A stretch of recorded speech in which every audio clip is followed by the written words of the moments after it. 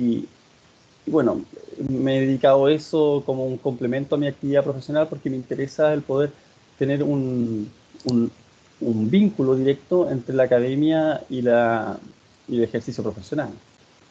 Porque eso es bien virtuoso, no solamente desde la perspectiva de lo académico, que lo es, sino más bien también de la perspectiva profesional. Me permite estar un poquito más atento y al tanto de aquellas cuestiones nuevas que van saliendo en lo que se refiere a investigaciones, desarrollos, etcétera, etcétera. Entonces eso va alimentando al ejercicio profesional y viceversa. Llevo en el ejercicio profesional desde el año 2007. He trabajado en distintas empresas. Actualmente tengo mi empresa propia hace unos 6 años atrás y presto actualmente servicio a una ex empresa a partir de mi empresa propia. Trabajé en principio en la empresa LIA, que es una empresa de ingeniería estructural más bien para proyectos chiquitos. Eh, Ahí trabajé durante 3 años dedicado al diseño estructural. Luego trabajé en la empresa Sirve. Ahí trabajé poco más de 3 años, 4 años. Probablemente las han oído. Si es que no, piensen ustedes en las estructuras con disipación sísmica que se han hecho en Chile o aislamiento sísmico. Y bueno, ahí los va a remitir inevitablemente a la empresa Sirve. Estuve trabajando en esa empresa por un buen tiempo. Luego de eso me fui a la empresa Sesmec de Bureau Veritas. Ahí trabajé también otro tiempo, vinculado en gran medida a minería. Luego de eso armé mi empresa propia, a la cual he prestado, o sea, a partir de la cual he prestado alguna asesoría, entre otras cosas, el año pasado a Codelco Teniente, este año a Sirve para el desarrollo del Hospital El Salvador. Entonces, ese ha sido un poco mi, mi desarrollo profesional de manera reducida y resumida para que ustedes puedan saber con quién están hablando. Eh, bueno, les preguntaba si se veía la presentación, me dijeron que sí. Parto en las clases en general mostrando una imagen asociada a una estructura de acero que por lo menos a mí me llama la atención y que eventualmente también a ustedes pudiera llamarles también la atención, pero porque me permite introducir algunos conceptos de la clase. Ahora bien, la primera parte que les estoy mostrando, la primera presentación, es una presentación, una PPT asociada a mostrar ciertas cuestiones de orden administrativa, pero de igual modo puse una imagen relativamente interesante. No sé si ustedes conocen, pero este es el Museo Real de Ontario, que está ubicado en Canadá, de un museo desarrollado en estructura de acero, pero lo interesante, bueno, entre otras cosas, es que es una estructura que puede solucionar, puede hacerse cargo del desafío arquitectónico de cubrir las luces o los espacios, mejor dicho, eh, a- allí indicados. Entonces, por ejemplo, tenemos espacios de losas que son de 25 metros, no es que la losa sea de 25 metros, tiene vigas sin duda, pero quiero cubrir el espacio superior sin tener que poner pilares. Entonces, ¿cómo lo hago? Lo hago a través de una estructura de acero. La estructura de acero me posibilita el cubrir, el enfrentar ese desafío arquitectónico. Ustedes lo ven a diario cuando ven un galpón. Los galpones normalmente tienen eh, un marco que se replica y el marco puede tener 20 metros de distancia sin problema. Entonces, claro, la estructura de acero me permite aquello. ¿La estructura de hormigón también me lo permite? Sí, pero poniendo en jaque otras condiciones arquitectónicas, por ejemplo, los tamaños. No es lo mismo una columna de acero que una columna de hormigón. Entonces, también otro desafío es cómo hacer que se conecte adecuadamente con una estructura preexistente como la que ustedes ven ahí al lado, que es una estructura digamos, de, esa, si no me equivoco, no recuerdo bien la fecha de la construcción original que está al lado izquierdo, obviamente está refaccionada y todo, pero una estructura que se quiere, digamos, relevar en importancia. Es decir, no quiero demolerla para poder hacer solo una estructura en acero, sino que quiero mostrar esa estructura preexistente y la quiero mostrar considerando una conexión con una instalación de acero. Claro, eso es posible de hacer con este tipo de material. Por eso, por lo menos a mí me parece bien interesante esa imagen, porque el acero es usado ampliamente en muchas partes del mundo como una estructura que da respuestas arquitectónicas muy buenas. ¿Ok? Bueno, dicho eso, esto es la información eh, de, los, de mi correo electrónico. ¿Ya? Tienen la idea es que puedan conformar, o mejor dicho, si ustedes probablemente ya tienen un grupo de WhatsApp o algo así, probablemente lo tienen, pero la idea sí que puedan tener un delegado, por si eventualmente tienen algún tipo de requerimiento grupal, me lo puedan hacer llegar a partir del delegado, o si eventualmente hay una duda que abarca más de un estudiante, una duda más bien colectiva, puedan hacerla llegar también a partir del delegado. No obstante, todos tienen el correo electrónico ya puesto acá eh, para que puedan hacer sus consultas directamente. Pero si hay una cuestión más bien global, de grupo, lo pueden hacer a partir del delegado. La idea es que puedan elegir un delegado. Además que aspectos formales, como por ejemplo, no digo que vaya a suceder, pero por ejemplo, correr una prueba lo canalizamos a través del delegado.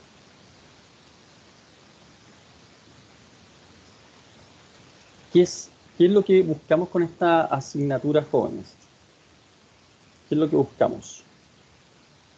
Eh, Uno pudiera citar los contenidos simplemente, y que duda cabe que los contenidos tenemos que abordarlos. Pero, pero en el mundo de hoy nos quedamos cortos solamente con visitar los contenidos. Eh, Me explico. Haciendo una analogía, yo les podría decir acá, mira, vamos a aprender a sumar, restar, multiplicar y dividir. Esos son contenidos. Uno pudiera aprender cómo se hace la mecánica.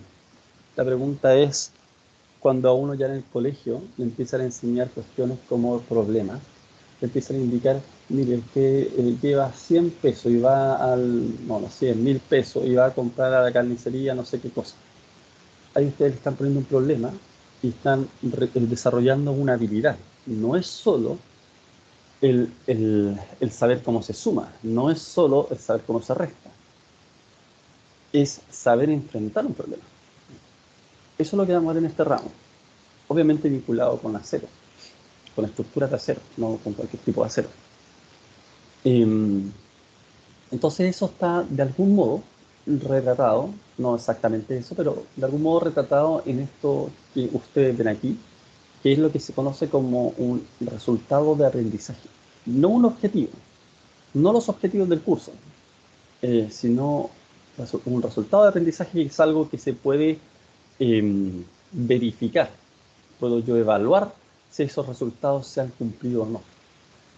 Los objetivos están muy asociados a que yo paso la materia simplemente. El objetivo, es pasar los contenidos de tal cosa. Objetivo, pasar los contenidos de todo.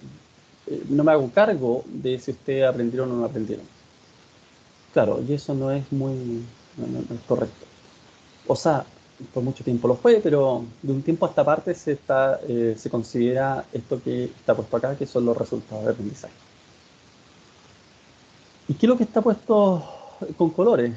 O sea, ¿por qué yo lo he puesto así, con tres colores, digamos, en rojo, blanco y verde?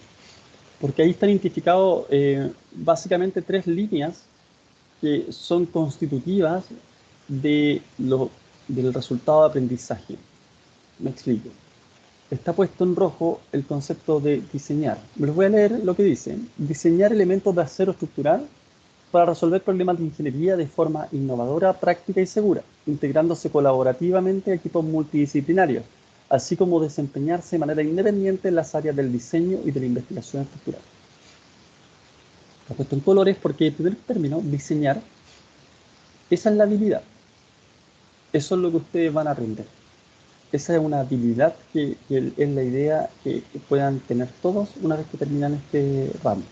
Claro, uno puede tener también el ramo de diseño en hormigón armado y también va a aprender a diseñar los elementos de hormigón armado, o eso debiera terminar aprendiendo, el diseño.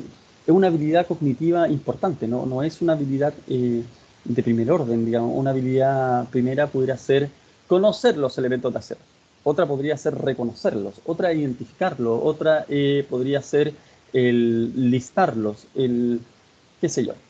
Y así existen una serie de niveles eh, propios del proceso cognitivo, y este es un nivel importante, que es una habilidad denominada diseñar. Diseñar elementos de acero estructural para resolver problemas de ingeniería. Ahí está diciendo qué cosa es lo que estoy diseñando.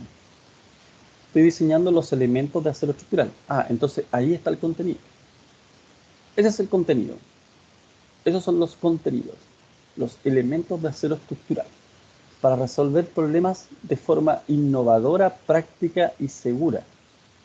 Bueno, esto no es una frase baladí, son una frase simple ni de buena crianza que muchas veces a mí me ha tocado estar del lado del estudiante y uno piensa, chuta, no, eso no es lo relevante, porque piensa, no, denme las fórmulas, denme los contenidos. Y es un error gigante. Hoy día no se premia eso en el mundo profesional, ni mucho menos en el mundo académico. Uno puede quedarse diseñando, repitiendo una fórmula tras otra toda la vida y va a estar en el mismo puesto. A lo mejor va a ser jefe de la persona que va a entrar a hacer lo mismo. Y a lo mejor va a tener un buen sueldo, pero va a estar toda la vida en eso. Y uno está en la universidad para ver, para aprender, que igual cabe, pero también el adquirir herramientas para seguir aprendiendo. Y en la ingeniería, eso se premia, eso tiene valor, el que uno siga aprendiendo. ¿Y eso cómo lo va a hacer uno entonces en el espacio profesional? Cuando ya la universidad lo dejó afuera de la universidad porque ya se tituló. Lo hace a partir de haberle entregado estas actitudes que usted ve acá en verde.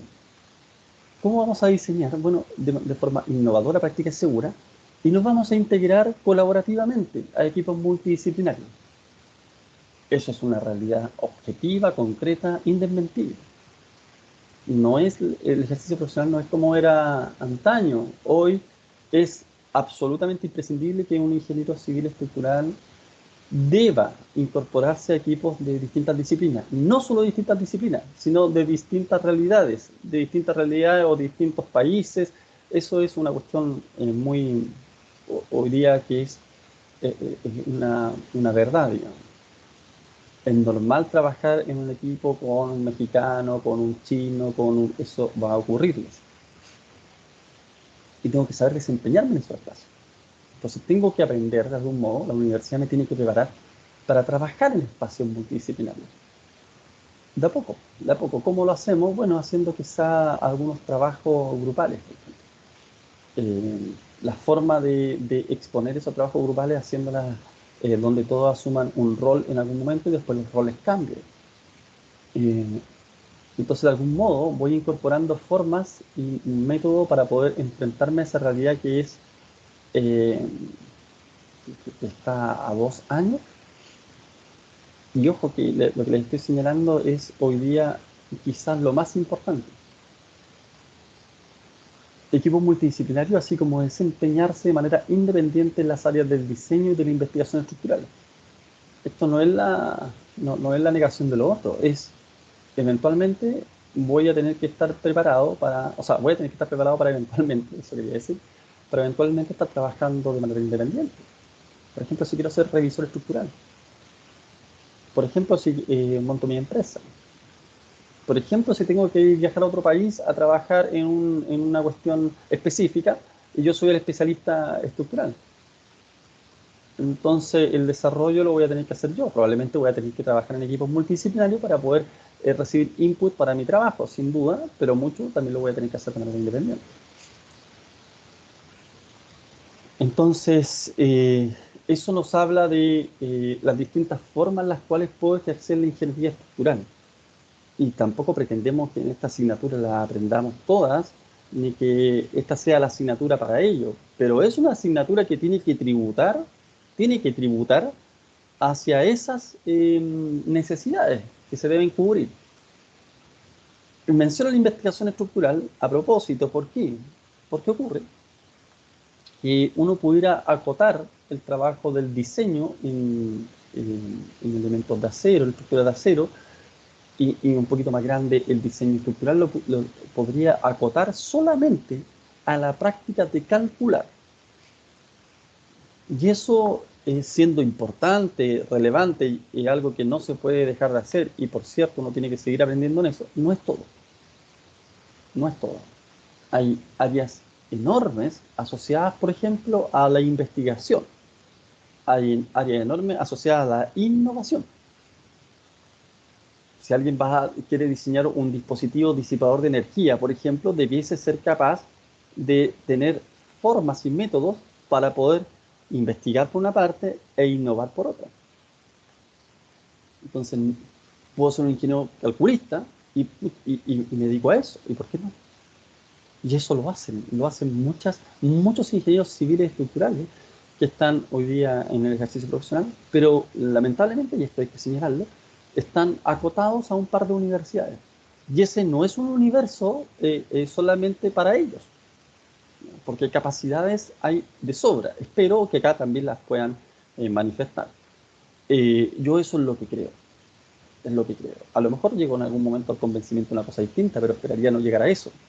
Yo estoy convencido que las capacidades son las mismas y lo que nos falta es incorporar aquellas herramientas que nos posibiliten interactuar en esos mundos. El poder salir al extranjero y trabajar no se premia solo el que tú puedas calcular, sino que se va a premiar el que uno pueda integrarse a los espacios colaborativos, pueda investigar, pueda innovar, pueda desarrollar soluciones. Bueno, por eso, es que esto está por todo con esos colores, por eso es que yo pongo en la presentación esto que se denomina el resultado de aprendizaje, para que todos sepamos desde un principio cuáles son las expectativas que tiene el profesor respecto de lo que se espera del curso. ¿Ok? Estos son lo que se conoce como resultados de aprendizaje secundario y que tributan al resultado de aprendizaje principal. No se los voy a leer, o sea, bueno, se los voy a leer a la rápida, no voy a detenerme en extenso, pero lo importante es que ustedes se queden con la idea del resultado de aprendizaje central. Acá se habla un poco más de contenido, de manera tal que por eso se lo voy a leer. Reconocer características del acero como material estructural, identificando sus usos más corrientes y sus limitaciones en los sistemas estructurales. Evaluar el comportamiento de elementos bajo acciones de carga estática, aplicando de forma segura y rigurosa las metodologías de diseño mediante el código de diseño AISC. Evaluar el comportamiento de elementos bajo acciones de carga sísmica, aplicando de forma segura y rigurosa las metodologías de diseño mediante el código de diseño AISC. Seismic Conditions, INSH, incorporando la dimensión ética en los diseños nacionales a través del análisis crítico de los aspectos normativos. Eso está muy vinculado con la última parte que se mencionaba en el resultado de aprendizaje general. Reconocer el estado del arte en investigaciones que nutren el cuerpo normativo, interpretando resultados de investigaciones y desarrollando líneas de investigación en entornos grupales de colaboración crítica. Jóvenes, esto pudiera leerse demasiado grandilocuente y pudiera uno pensar que va a terminar desarrollando un paper o investigando paper. No es así, pero en parte sí lo es. Me explico. No pretendo evaluar yo el desarrollo de un documento de investigación o una investigación indexada. No es eso. Pero sí que empiecen a aplicar, si es que ya lo saben, y si es que no, empiecen a aprender el cómo se puede desarrollar un trabajo, cómo se entrega un trabajo, cuáles son las características del entregable, qué es lo que son las fuentes bibliográficas, cómo yo ordeno mis ideas, qué es lo que estoy planteando como introducción, como objetivos, como desarrollo, como conclusiones. Eso no es algo trivial. Yo mis entregables, no digo hablo por mí, sino en general, los entregables de cualquier ingeniero tiene que respetar esa secuencia. Y eso no es ser cuadrado, ni mucho menos. Es porque eso le permite leer claramente lo que se está buscando a a un gringo, a un alemán, a qué sé yo. Por eso que tienen cierta rigurosidad, cierta forma, cierta estructura, los documentos que uno desarrolla y entrega. Entonces, la idea de esto es poder complementar lo que se planteaba en este punto, en esta parte de acá, la parte con verdecito. Liderazgo colaborativamente, equipos multidisciplinarios, así como desempeñarse de manera independiente en las áreas del diseño y de la investigación estructural. Bueno, ¿cuáles son las cuestiones administrativas, por decirlo de algún modo? Y es bueno que queden claras desde un principio. Acá les voy a pedir, por favor, que si tienen alguna opinión, la puedan expresar. O sea, la pueden expresar a lo largo de todo el curso, jóvenes, también al principio de esta clase que hubo acá, como acá en este momento también. ¿Ya? Siempre que se haga con respeto, pero hay que hacerlo, jóvenes. Ustedes están a poco de ser ingenieros civiles y van a tener que enfrentarse a un mundo profesional donde su opinión tiene que ser escuchada con respeto, pero debe ser escuchada. Entonces ustedes propónganse también en este ramo el poder participar de la asignatura. Sé, me consta, que esto puede ser una frase que queda ahí en el vacío, pero siempre está la posibilidad de que alguien la tome como una verdad y diga, sí, la verdad es que eso va a ocurrir. Y yo voy a necesitar enfrentarme a un espacio en el cual tengo que discutir, tengo que opinar. Y puedo ocupar este espacio para poder plantear mis opiniones. Es lo que yo pido en mis clases, el que haya interacción. Eh, bueno, ahí voy a ser un poco más redundante un poco más adelante. Formas de evaluación son en línea. Está puesto entre paréntesis presencial en caso de que la condición nacional cambie. En caso de que la condición nacional y la universidad lo determine así, por supuesto. Las fechas no las tengo definidas hoy, ¿ya? Pero sí tengo definido el sistema, que es lo que ustedes están viendo ahí, la ponderación. ¿Ok? Ahí hay algo malo. Pensé que lo había corregido, Juan. Dime un segundo. ¿Profe? Dime un segundo. Dígame. ¿Profe? ¿Aló? ¿Me escucha? Sí, la escucho. Adelante. Ah, ya. Lo mismo que le dije al profe de taller, la verdad, es para que usted también lo sepa. Ujú. O sea, era más un comentario, la verdad, por el tema como yo estoy dando el ramo por segunda vez para que sepa. Ok. Em, ¿Ya? Y la falencia que vi en el semestre pasado con el tema de como la comunicación que tuvieron con el profe de taller, igual para nosotros fue como un poco, nos desordenó, por lo menos a mí, hablo por mí, la verdad, me desordenó un poco y me gustaría que en este semestre tuvieran como más contacto. Y bueno, el profe del taller igual fue súper sincero con nosotros y dijo que creo que habló una vez con usted y nos ha contactado mucho más allá. Entonces, eso para que tengan como harta relación o puedan tener ustedes, no, tampoco le estoy mandando a que tenga harta relación y que sean amigos con el otro profesor, pero para que haya en este semestre más como feedback entre ustedes, Ujú. así nosotros también podemos ayudar en eso, no sé. Bueno, eso era como una acotación, la verdad. No sé si me entendió. Sí, no, sí la entendí. De hecho, el día de ayer nosotros tuvimos una reunión con el profesor Daniel, justamente para poder hacer una vinculación un poco más estrecha entre la asignatura con el taller. Y la idea nuestra es reunirnos cada 3 semanas para ir evaluando cómo va ese trabajo. Ya por lo menos nos orientamos respecto de cuál va a ser la propuesta para estas primeras semanas. Pero sí, usted tiene razón, Catalina. La idea es poder trabajar de manera estrecha. Si bien son en ramos en los que se respeta la autonomía docente, en los cuales el profesor pudiera encontrar que hay una cosa que es relevante y la va a indicar o la puede evaluar.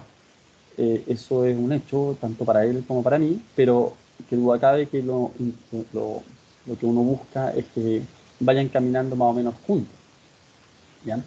Así que pierda cuidado en ese sentido, Catalina. Yo pongo solamente ese asterisco asociado a que, ojo, hay autonomía docente y eso significa que el profesor eventualmente puede ver que hay una cuestión que él detectó que era necesario evaluar y está en su derecho a hacerlo. Sí, Eh, sí, pero, entiendo. pero sin duda se recoge lo que usted señala y ya nos reunimos el día de ayer para poder enfrentar el semestre de manera conjunta. ¿Ok? Ah, ya, súper. Gracias, profe. No, no, no, no hay problema.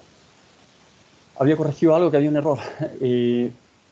Esta es la propuesta para este semestre, que es una prueba que vale un 30%, la primera prueba, la segunda prueba otro 30%. Ya, esto es lo que estaba mal, por eso que discúlpenme, si yo ayer lo corregí esto, pero no sé, no lo grabé, no sé qué pasó, les pido un millón de disculpas, esto es lo que estaba mal. Ay, ay, parecía como prueba 3, nada que ver. Les pido un millón de disculpas, ¿eh? Ahí.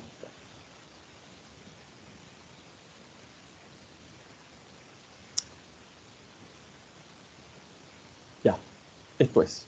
Ahora sí, me estoy editando.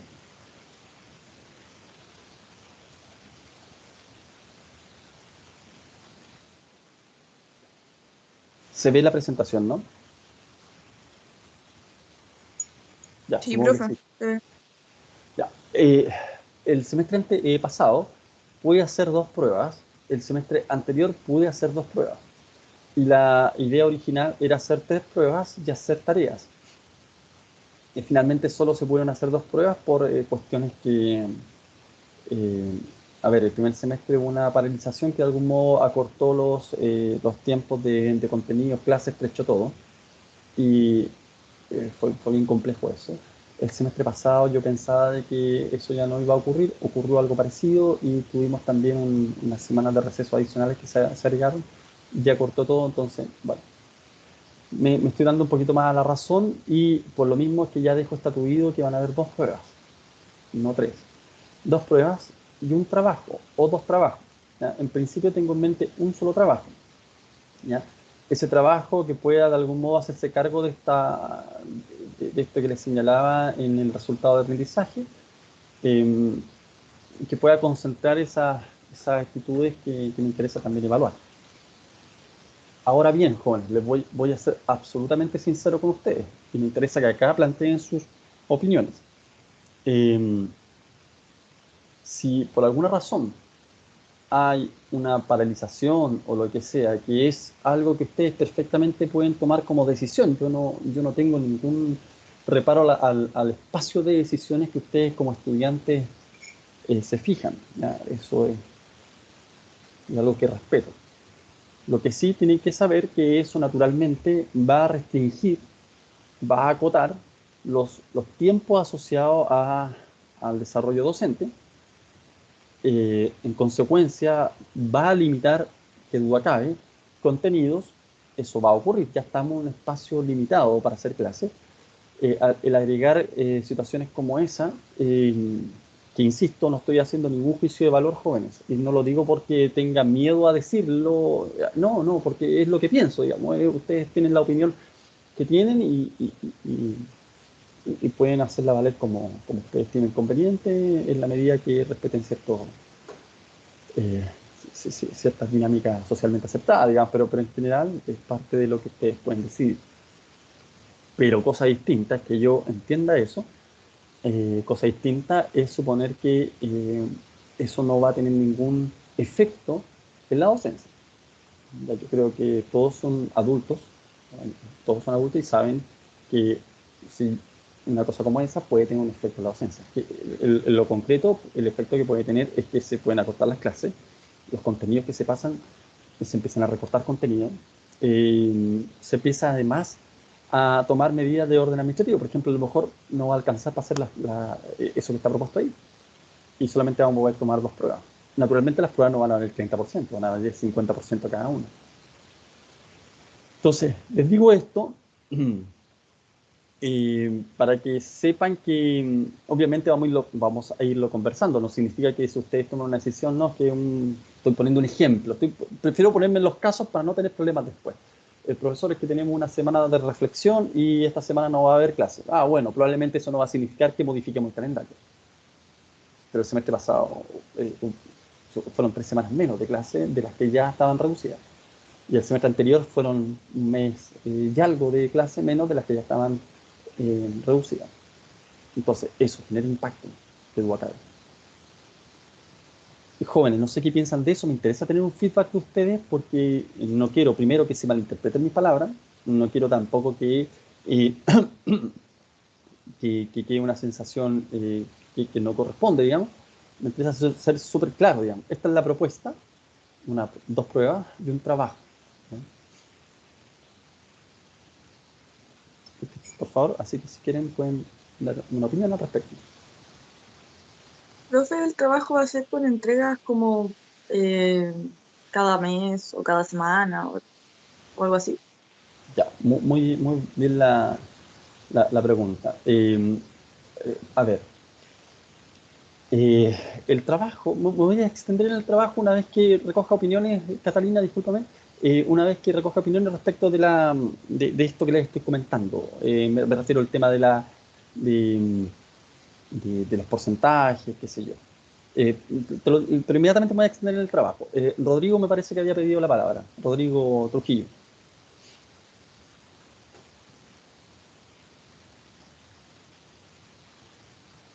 Mm, Ahora sí, perdóneme que estaba con una complicación en el mouse. Sí, profe, lo que pasa es que yo en lo personal considero que, claro, hacer un trabajo igual es una buena idea, pues sabiendo igual en el periodo en el que estamos, en el proceso que se está viviendo y que igual, de cierta manera, los trabajos conllevan al autoaprendizaje, porque algo que igual eh, hemos como intentado hacer dentro de todo esto semestre online, de todo este año online lo que se va a venir ahora también.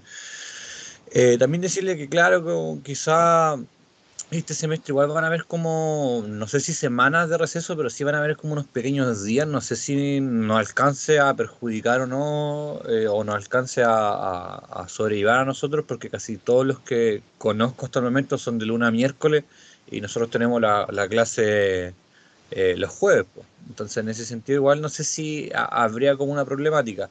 Lo que sí sé es que para junio, creo que es como la segunda semana de junio, se está pidiendo como una semana de receso, pero para unos temas de la facultad. Son como para algunos trabajos que quieren hacer algunos eh, representantes de la facultad, algunos presidentes y cosas así.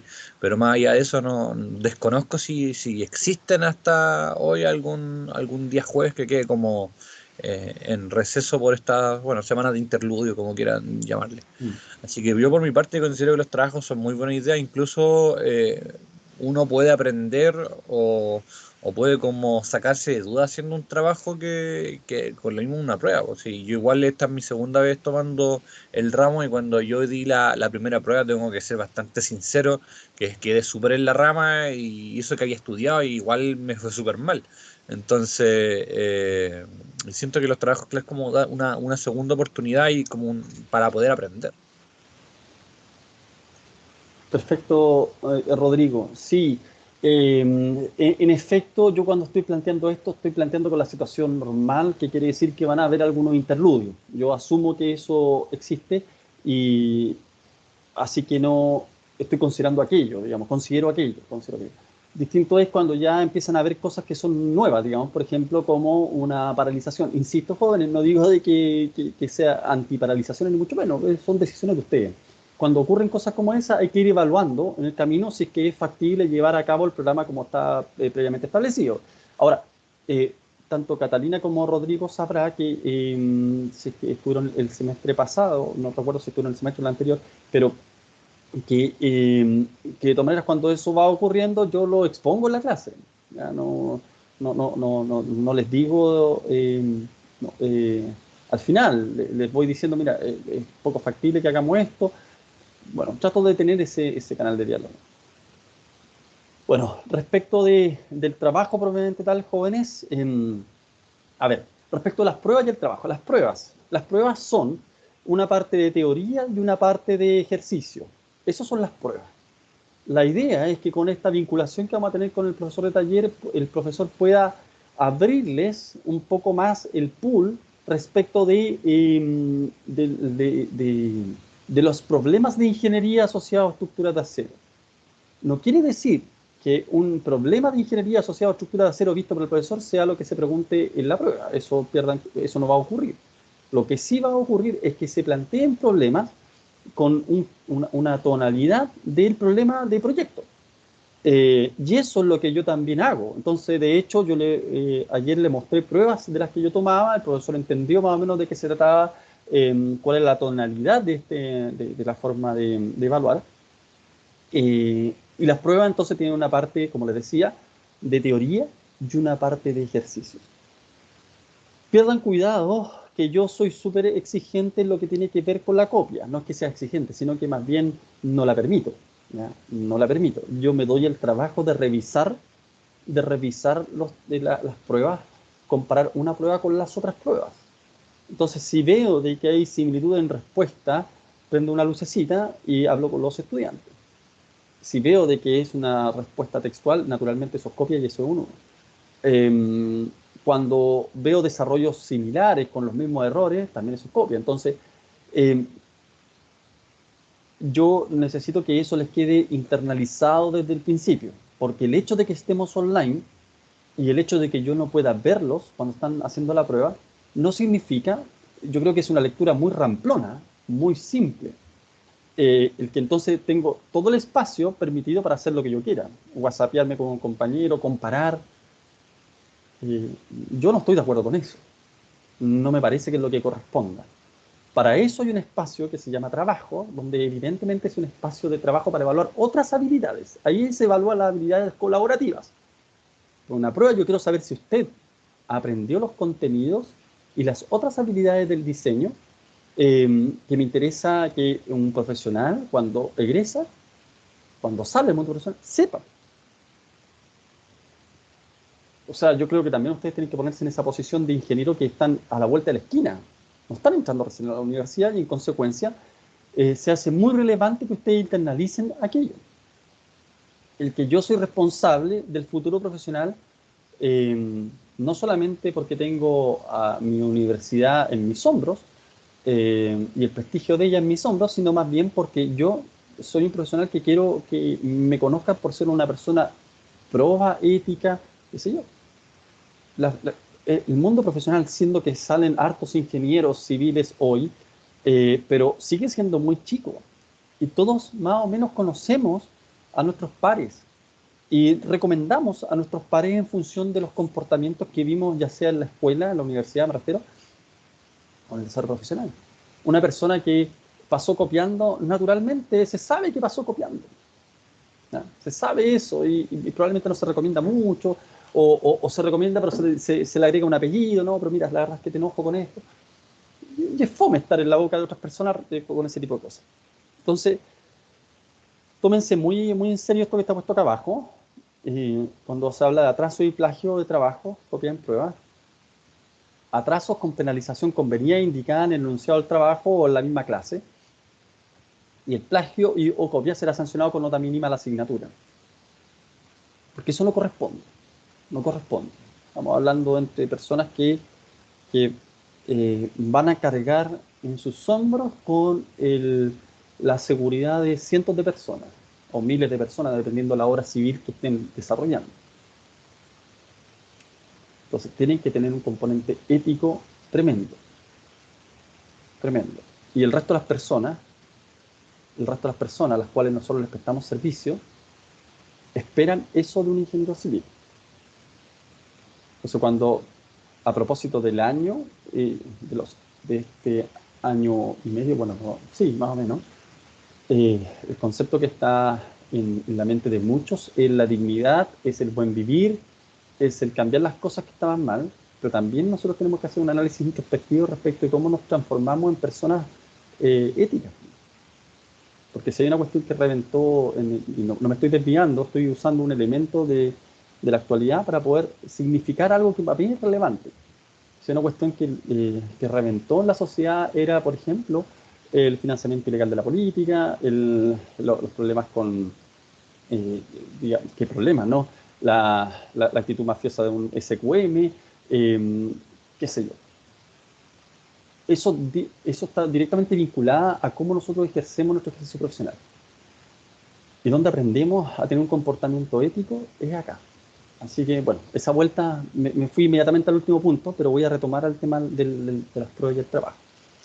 Se lo decía para señalar, relipar que el plagio no es bienvenido acá. Las pruebas se entregan y se desarrollan, digamos, de manera asincrónica y normalmente tienen 5 horas para entregarla. ¿Ya? Entregarla. No quiere decir que sea para el desarrollo de la prueba. Si usted ocupa las 5 horas en el desarrollo, bueno, está bien, digamos, eso está muy bien. Pero a las 5 horas tiene que ser entregada. ¿Ya? Ese es como el tiempo que yo he dado. Creo que es 5 horas, o, bueno, algo así. Porque la prueba para el desarrollo no es 5 horas. Para un desarrollo metódico puede demorar a una persona 2 horas. Pero no 5 horas. Se desarrolla en 5 horas, por si alguien puede, a lo mejor, se equivocó con algo, puede aprovechar de revisarlo, pero la idea de las 5 horas es básicamente que no tengan problemas de internet para poder subir algo, cosas de ese tipo. Yo de todas maneras dejo abierto mi WhatsApp para que me puedan enviar, les voy a dar el número, para que en ese caso específico de que si alguien tuvo un problema de última hora subiendo la prueba,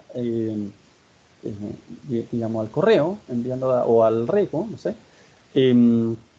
pueda sacarle pantallazo a su prueba, o sea, pantallazo, fotos a su prueba y me la envíe por WhatsApp, y luego, cuando se solucione el problema, la sube formalmente al espacio habilitado para aquello. Pero yo tengo la prueba ya enviada antes de que se cumpla el plazo, y después, naturalmente, voy a comprar un par de páginas o toda la prueba con lo que me envíe por el espacio formal, y la voy a revisar desde el espacio formal. Okay. Respecto del trabajo, el trabajo es un proyecto, es un desarrollo de una memoria de cálculo. Ustedes no han visto memorias de cálculo, así que no tienen por qué saber cómo se hace una memoria de cálculo. Yo les voy a mostrar en el transcurso, cuando les muestre el trabajo, les voy a mostrar más o menos cómo son las expectativas que tengo yo respecto de la memoria de cálculo que ustedes debiesen entregar. Y más allá de esa forma disculpe, no, de ese entregable, que lo vamos a conversar en su oportunidad, lo interesante, por lo menos en este espacio, es comentarles lo siguiente. El trabajo tiene el siguiente esquema de evaluación. Ustedes son, si no me equivoco, 40 alumnos, ¿no? Me parece que son 40. Ahora aquí en la actualidad hay 1, 2, 3, 4, 5, 9, 11, 20, 1, 2, 3, 4, 5, 6, 7, 8, 9. Hay 29. Pero entiendo que son 40. Entonces se hacen grupos de trabajo, idealmente de 3. Eso es algo que vamos a resolver, pero idealmente de 3. Que atiendan un problema de ingeniería que va a estar parametrizado. Es decir, cada grupo tiene parámetros distintos, valores de los parámetros distintos, y va a desarrollar teniendo el mismo objetivo en mente, digamos, esta memoria de cálculo. Y para eso tiene que primero estructurar cuestiones que probablemente ya vieron o están viendo.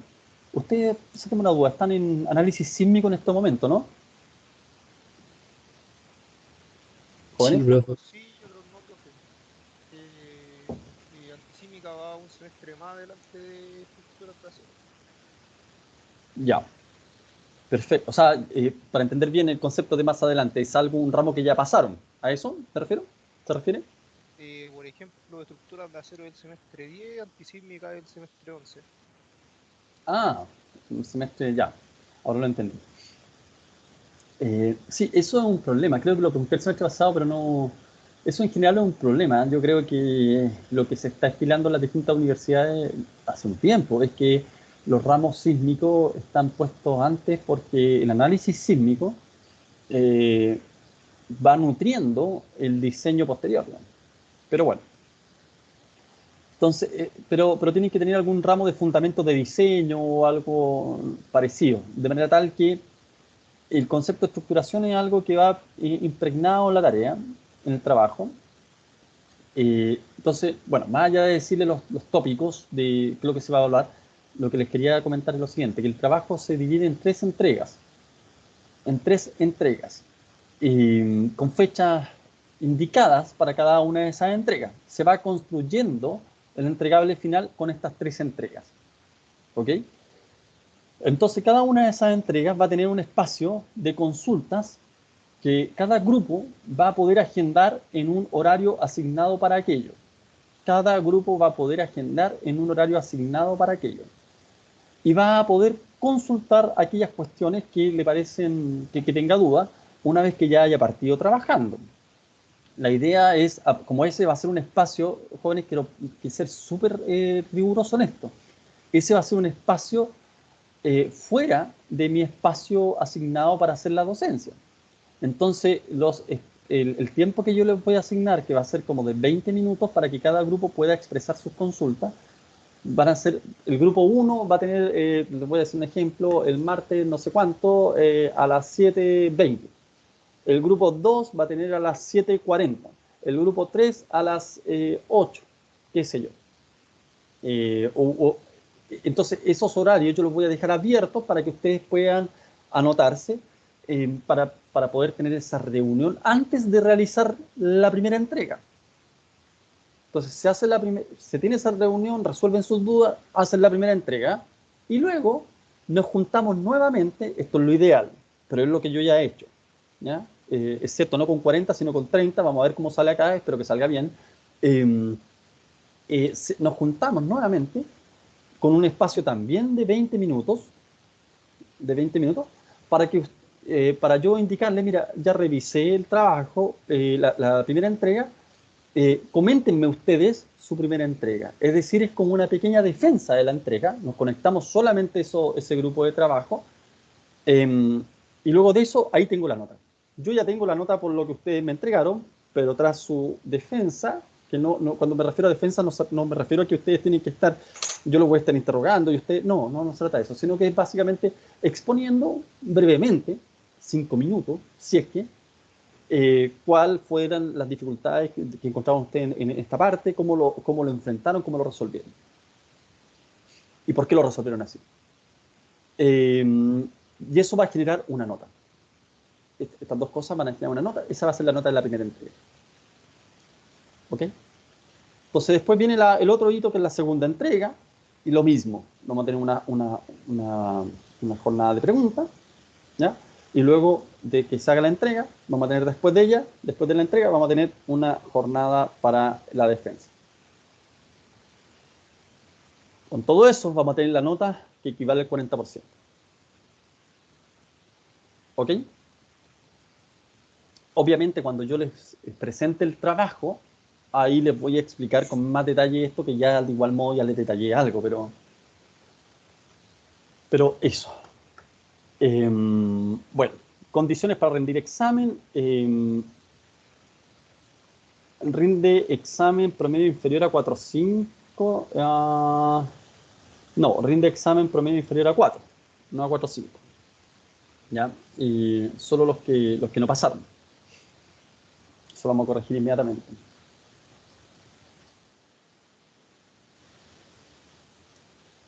Profe, Cuénteme. la reunión que dijo que se podía agendar con usted, ¿para qué es? Para consultas. Consultas de la previo a la entrega. El trabajo tiene 3 entregas, 3 hitos. 2 entregas anteriores y una entrega final. Entonces, la primera entrega, ustedes pueden, si quieren, no lo hacen, pueden agendar una reunión. Yo dejo un espacio abierto para que ustedes puedan meterse al calendario de Gmail. Yo los dejo ahí y ustedes van anotando grupo 1 a tal hora, grupo 2 a tal hora, grupo 3, y ustedes van anotándose ahí. Yo voy a abrir después una sesión en Zoom o acá, no lo sé, y se les mando el link y nos juntamos. ¿Para qué? Para que ustedes ahí presenten sus dudas que tengan respecto a la primera entrega, si es que la quieren hacer, si es que no, pueden no tener la reunión, no hay problema, es un espacio que yo se los dejo, es optativo. Aclaran sus dudas y después la entrega la primera entrega la hacen en el día que corresponde. Entonces, ese espacio es para eso. Luego de que se hizo la entrega, yo voy a tener una nota de su entregable. Sin embargo, como pude haber interpretado algunas cosas de manera incorrecta o me quedan algunas dudas, vamos a tener una sesión nueva de unos 20 minutos con el grupo de trabajo para que ustedes me aclaren, no es que me aclaren, sino que me comenten esto de cuáles fueron las condiciones, las cuestiones que ustedes asumieron, el por qué lo asumieron así, cómo lo resolvieron, por ejemplo. ¿Ah? Entonces, en función de eso, yo me hago una idea y, entonces, mire, la nota de su trabajo, yo había pensado en esto por estas razones, pero con esto otro, mire, al final quedó en esto la nota. Perfecto, listo. Por eso son espacios pequeños, son 20 minutos y 20 minutos, para que cualquier, la primera entrega, o sea, la jornada de consulta antes de la entrega, sean consultas que ustedes ya tengan. No es para empezar a ver el trabajo, es para que ustedes ya tengan dudas. Mira, profesor sabe que acá no sabemos cómo hacer esto, profesor esto otro, miren, nos dio esto otro, no, es para resolver de manera ejecutiva esas dudas y luego, como es solamente una defensa, no tiene por qué extenderse más de 20 minutos. No sé si quedó claro, no sé quién preguntó tampoco.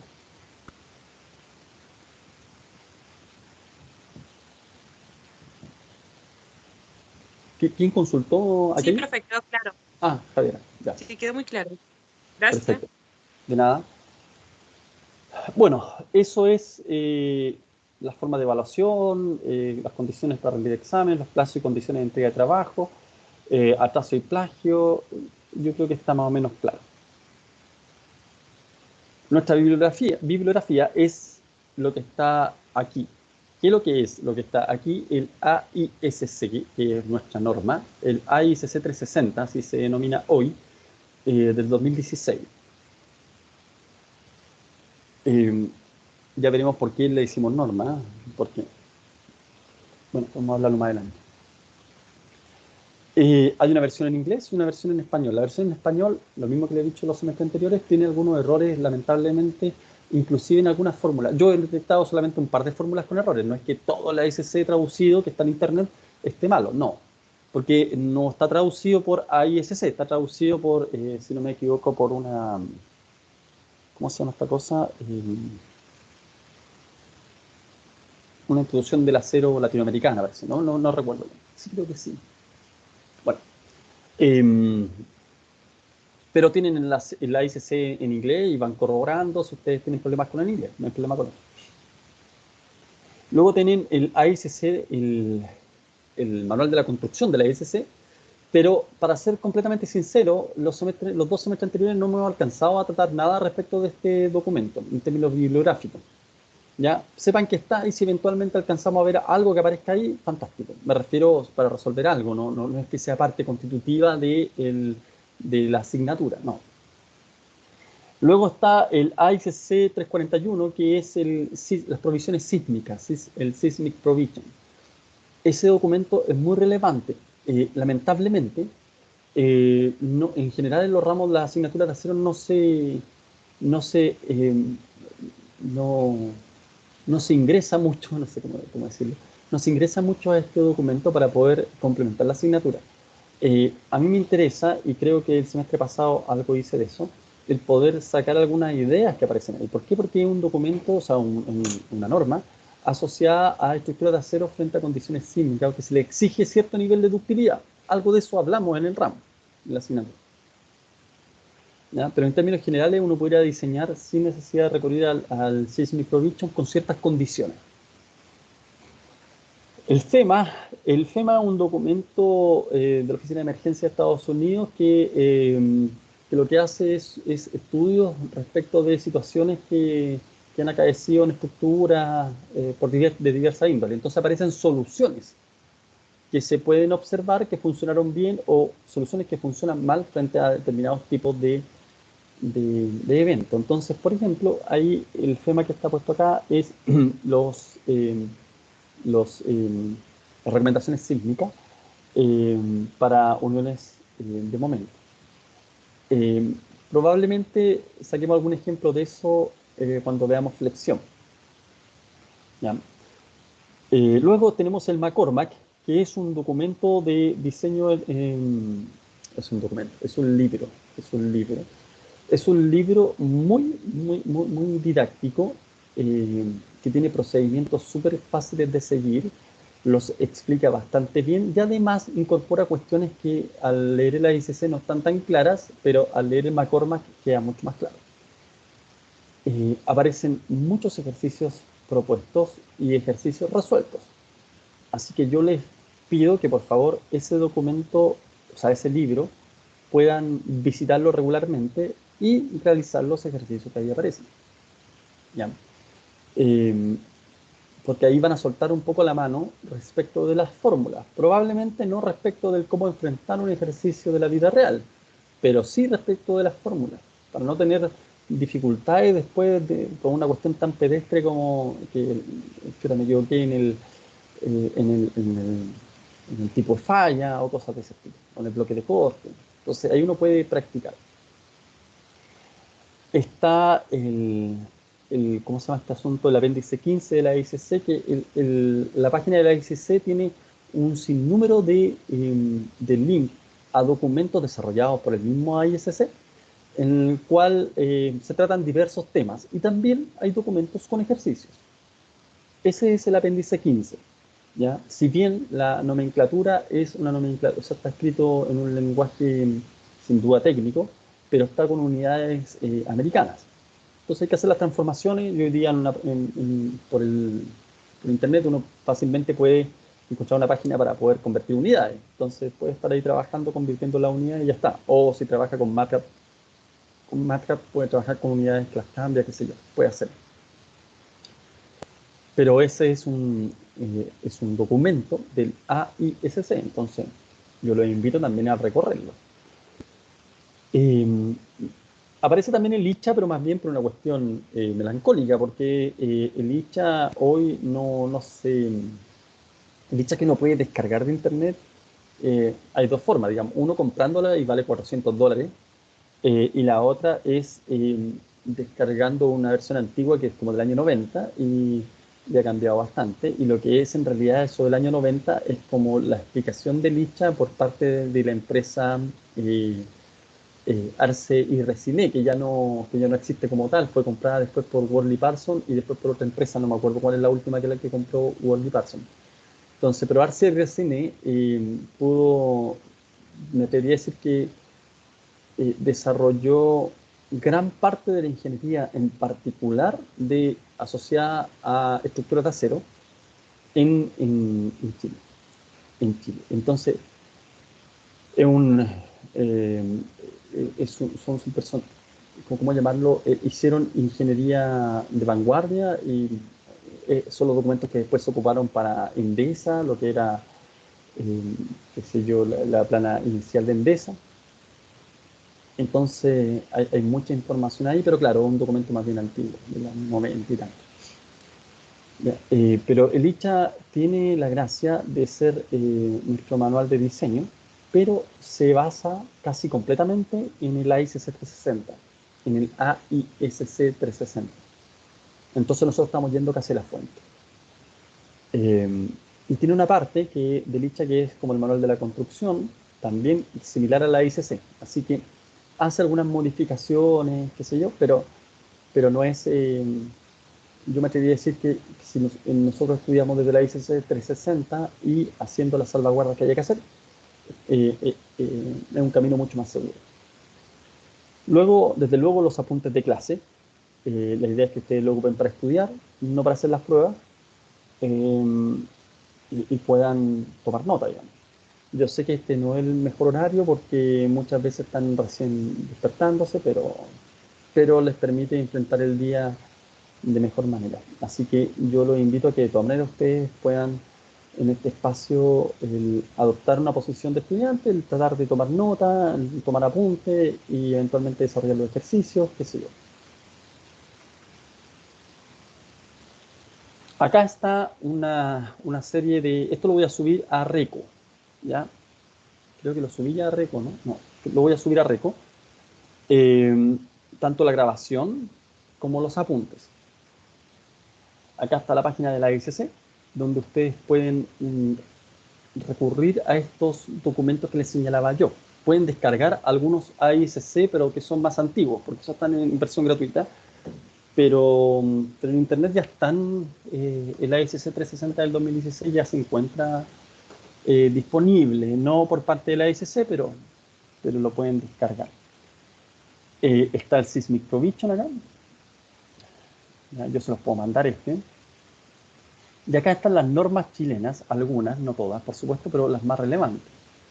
Está la 433, la NSH 433, que nosotros, para ser sumamente sinceros, a ver, esto es una pregunta abierta. Ustedes no han visto sísmica. Bueno, les adelanto algo. En Chile nosotros tenemos 3 normas asociadas al sismo, al análisis sísmico. Tenemos 3 normas. La primera, la más conocida, es la NSH 433, hoy día llamada Decreto Supremo 61, porque cuando emerge el Decreto Supremo 61 después del terremoto del 2010, complementa y mandata a la NSH 433, cambiando aquellas cosas que hay que cambiar. Entonces, cuando uno habla de Decreto Supremo 61, está hablando de NSH 433. Cuando habla de 433, tiene que mencionar el Decreto Supremo, porque la NSH 433 está vinculada al Decreto Supremo. Entonces, esa es una norma. El Decreto Supremo surge después del año 2010, después del terremoto del 2010, pero no inmediatamente.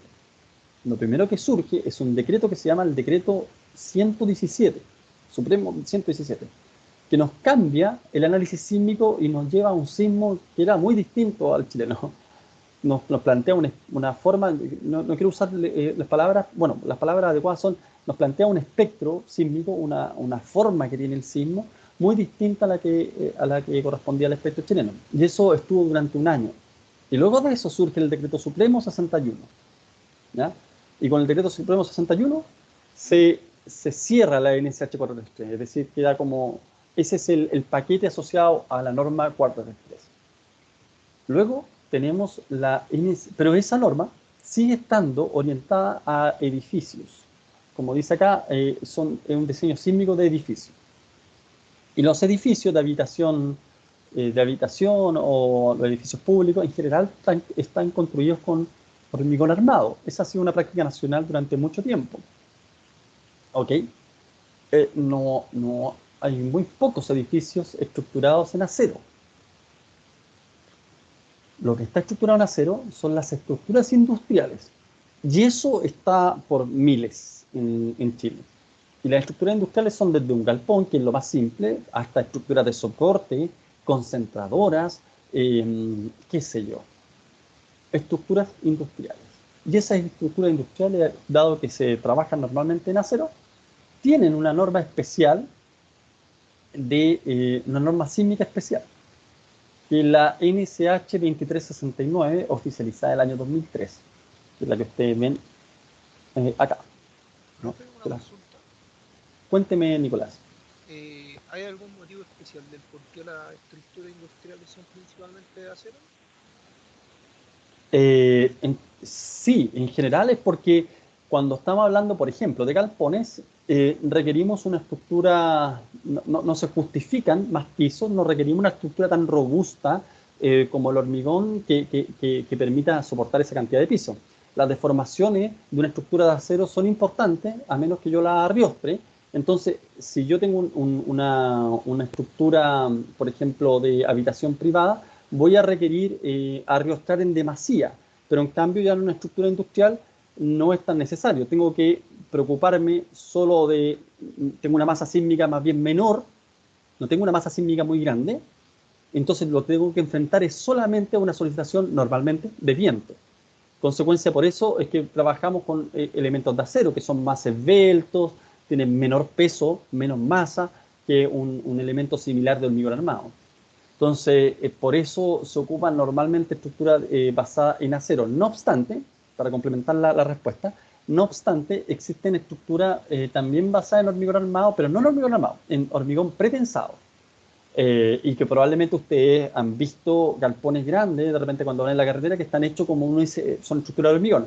Sí, son de hormigón, pero pretensados, son tan tensados, las piezas están trabajadas de tal forma para que mantengan, si no conocen el concepto, se lo explico así de manera muy resumida, están, es hormigón, pero que tiene cables al interior y esos cables están tensados, cosa que después yo los corto y el hormigón queda casi como que se corta un poquito. ¿Qué ganamos con eso? Es que la estructura al acortarse le va a no es que por el hecho de acortarse un poquito, va a generar tensiones de compresión. El hormigón es muy resistente a la compresión, entonces va a tener unas tensiones de compresión previas. Si yo después pongo eso como una viga, la viga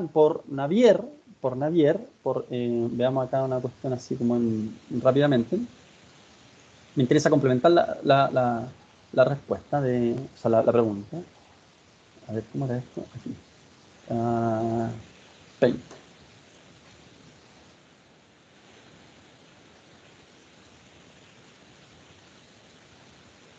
Si fuera una estructura de hormigón, pesaría mucho, pero la estructura de hormigón pretensado me permite acortar la viga por lo siguiente, porque al tener un cable,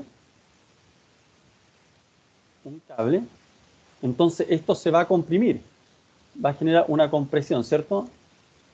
El cable se corta y va a tener una compresión. ¿Qué significa eso? Que si yo corto acá, por ejemplo, ahí, voy a ver un diagrama de tensiones previo de este tipo. Lo que estoy mostrando ahí es un diagrama de tensiones. Estoy haciendo una cuestión muy a la rápida, jóvenes.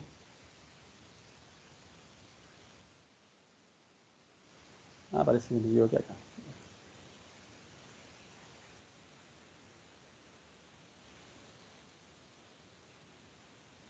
Imagínense que la viga era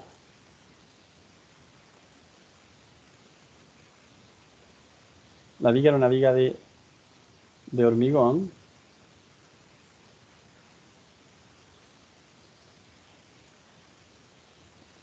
Más o menos así, no son así, pero más o menos así. Entonces voy a tener un diagrama de compresión de ese tipo. Quiere decir que toda la sección está comprimida. Pero ¿por qué le pongo este ejemplo? Porque si yo puedo hacer una viga pretensada, lo que voy a obtener frente a las cargas a las solicitaciones que están sobre esta viga, tengo estas solicitaciones, voy a tener un diagrama de momento, que es lo que normalmente diseña las vigas. Eso es lo que me hace diseñar las vigas. Entonces, el diagrama de momento, al utilizar Navier, que es algo que ustedes deberían saber por mecánica de sólidos o algo así, voy a obtener un diagrama de tensiones de este tipo. Ouch. Un diagrama de tensiones de este. Bueno, supongo que. No, ¿por qué me quedó chueca esta cosa?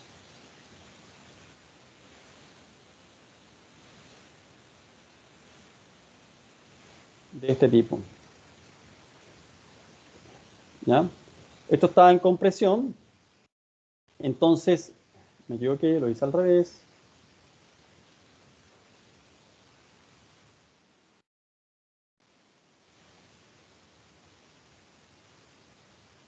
Ya. Entonces, la fibra superior está en compresión y la fibra inferior está en tracción. Si está comprimido, entonces voy a tener un diagrama de compresión así, y si está además con una carga distribuida, voy a tener un diagrama de flexión que me va a generar, disculpen, voy a tener una flexión que me va a generar un diagrama de tensiones de este modo. Al sumar ambos, al sumar, bueno, tengo aquí lo mismo, ¿no? Al sumar estos diagramas de tensiones, lo que voy a obtener va a ser una cosa como esta.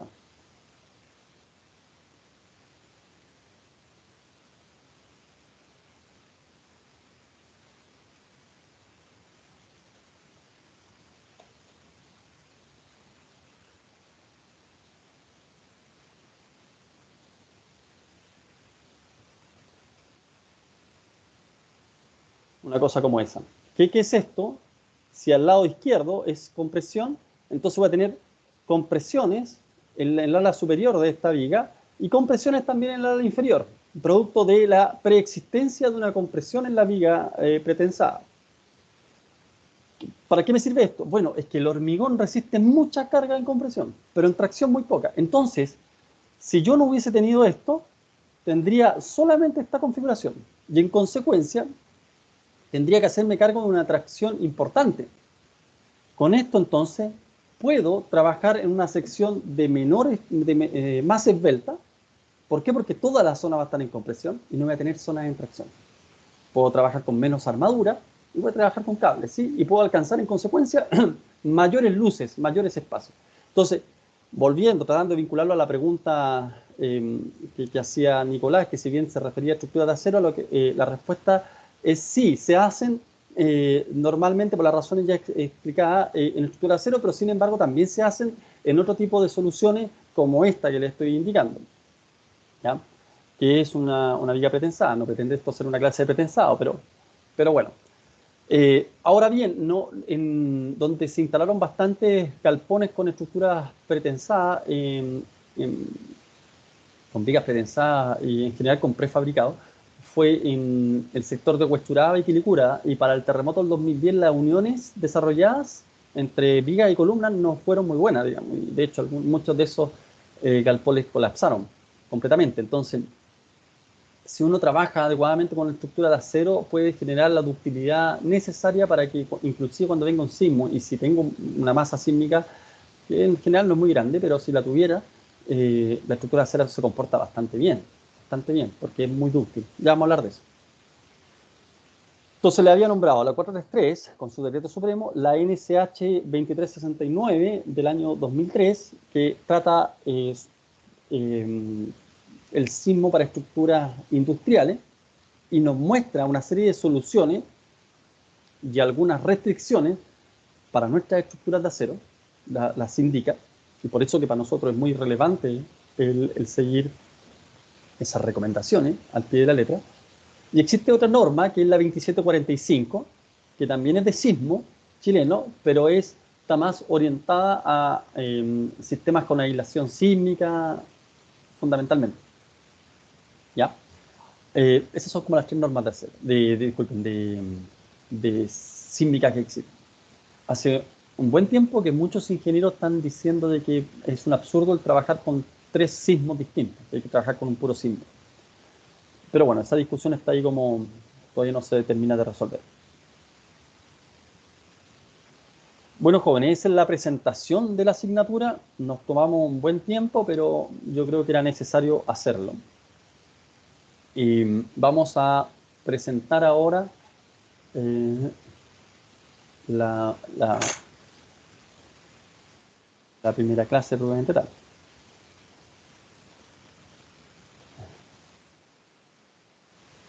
Son las 9:41. Sí, jóvenes, nos vamos a tomar un break de unos...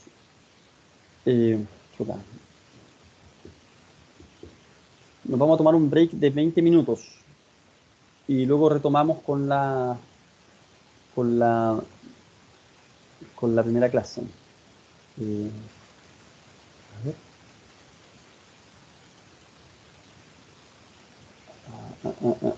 Ya. No sé qué pasó acá. Ya, eso. Vamos a tomar un break entonces de 20 minutos. Son las 9:41. A las 10:01 nos encontramos acá. ¿Ok, jóvenes? Si no tienen dudas, por supuesto.